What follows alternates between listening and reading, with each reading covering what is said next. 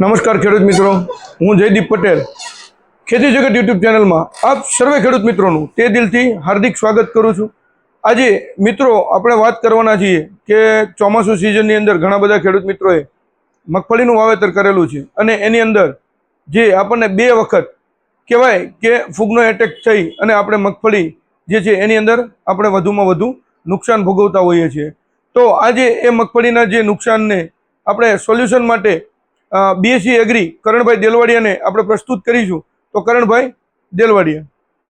ખેડૂત મિત્રો, હું કરણ દેલવાડિયા, બીએસસી એગ્રી સર્વે ખેડૂત મિત્રોનું હું હાર્દિક સ્વાગત કરું છું। આજે આપણે વાત કરવાના છીએ મગફળીમાં આવતી ફૂગ અને તેનાથી થતું નુકસાન વિશે। શું ખેડૂત મિત્રો તમે જાણો છો મગફળીમાં કઈ ફૂગ આવે અને તેનાથી કેટલું નુકસાન થાય છે?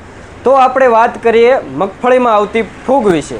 તો જ્યારે મગફળીનું અંકુરણ થતું હોય છે, જ્યારે જર્મિનેશન થતું હોય છે, ત્યારે શરૂઆતની સ્ટેજમાં કાળી ફૂગ હાવી થઈ જતી હોય છે। તેનાથી તમે જે ન્યુટ્રિયન્ટ આપો છો, ખાતરો આપો છો, તે પૂરતા પ્રમાણમાં અપટેક થઈ શકતું નથી। તો તેના નિયંત્રણ વિશે વાત કરીએ તો બેસિલસ, સ્યુડોમોનાસ જેવી બેક્ટેરિયાની સ્ટ્રેન્થનો ઉપયોગ કરી મેક્સિમમ નુકસાન અટકાવી શકાય છે।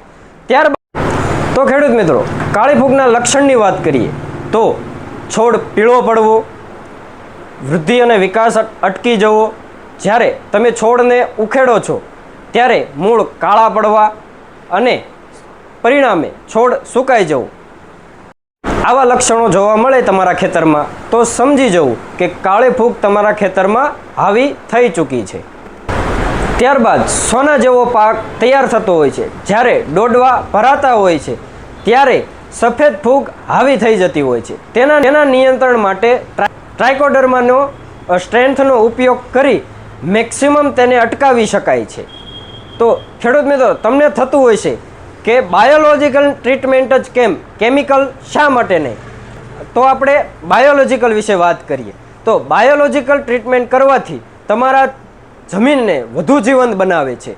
તેમાં જે બેનિફિશિયલ એટલે કે ફાયદાકારક જીવાણુ હોય તેને તે વધારે મલ્ટીપ્લાય કરે છે। જ્યારે કેમિકલ તમે આપો છો ત્યારે તે તમારી જમીનને ખૂબ જ નુકસાન પહોંચાડે છે અને જે ફાયદાકારક બેક્ટેરિયા, જીવાણુ, ફંગસ જે હોય છે તેને તે ખતમ કરી નાખે છે।